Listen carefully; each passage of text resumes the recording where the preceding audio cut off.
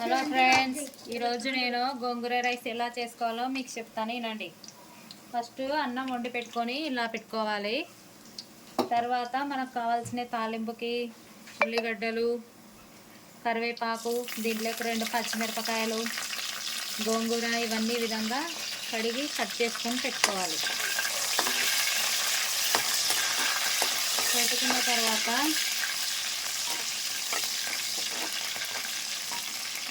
2 ముక్కలు టమాటాలు చిన్న చిన్నగా కట్ చేసుకొని వేసుకోవాలి. బాగా వేగనివ్వాలి.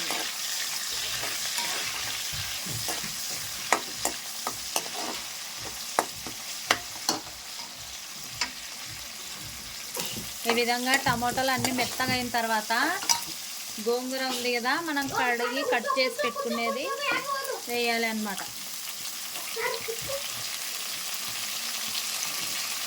మనం కడిగి నీట్గా కట్ చేసి పెట్టుకోవాలి గోంగూరని. అందువల్ల ఇలా బాగా కలపాలి. బాగా మెత్తగా అయ్యేదాకా బాగా నలగబడాలన్నమాట. గోంగూర చిన్నగా స్లిమ్లో పెట్టుకొని బాగా రోస్ట్ చేయాలి గోంగూరని. ఇప్పుడు కొంచెం చిటికెడు ఉప్పు ఇందులో వేసుకోవాలి.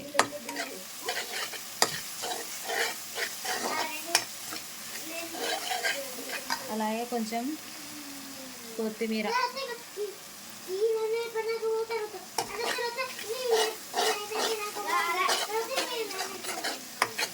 బాగా సిమ్లో పెట్టుకొని దీన్ని బాగా ఇలా చేయాలన్నట్టు, నలగొట్టాలంట. అలా చేసిన తర్వాత కొద్దిసేపటికి కొంచెం కారం వేయాలి.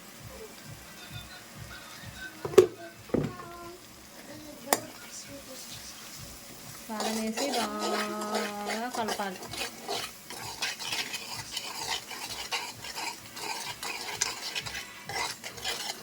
బాగా మెత్తబడేదాకా కలపాలి దీన్ని.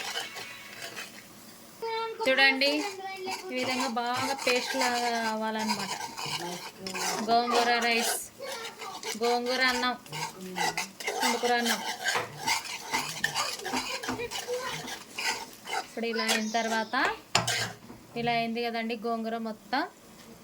ఇప్పుడు అన్నం వండి పక్కన పెట్టుకున్నాం కదా, దీన్ని కొంచెం కొంచెం వేసుకుంటూ కలుపుకోవాలి అన్నమాట. చూడండి, ఇలా కలుపుకోవాలి. కలుపుకుంటే మనకి గోంగూర రైస్ మొత్తం బాగా కలుపుకోవాలి. ఈ విధంగా ఇలా రక్తం తక్కువ ఉన్న వాళ్ళు ఈ గోంగూర రైస్ని వారానికి 2 సార్లు చేసుకొని తిన్నట్లయితే మీకు చాలా బాగా బ్లడ్ పెరుగుతుంది అన్నమాట. రక్తం బాగా అవుతుంది. లాస్ట్లో కొంచెం కొత్తిమీర యాడ్ చేసుకోవాలి. కలుపుకోవాలి కొత్తిమీర కొంచెం. చూడండి, రెడీ అయిపోయింది మనకి గోంగూర రైస్. చాలా బాగుందన్నమాట గోంగూర రైస్. ఇప్పుడు కొద్దిసేపు మనం మూత పెట్టుకుందాం. ఇప్పుడు కొద్దిసేపు అయిన తర్వాత తెరిచి చూస్తే చాలా బాగా ఉంది. చూడండి గోంగూర రైస్. కొంచెం టేస్ట్ చేస్తాను దీంట్లోనా.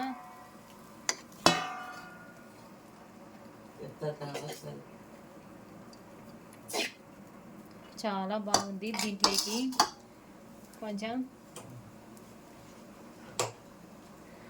గుడ్డల పొడి, ఎక్కడవే దీంట్లోకి కొంచెం బుడ్డల పొడి వేసుకుంటే చాలా బాగుంటుంది.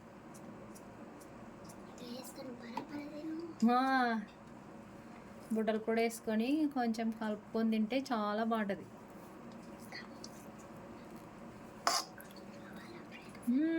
చాలా బాగుంది. నువ్వు తింటా పాప?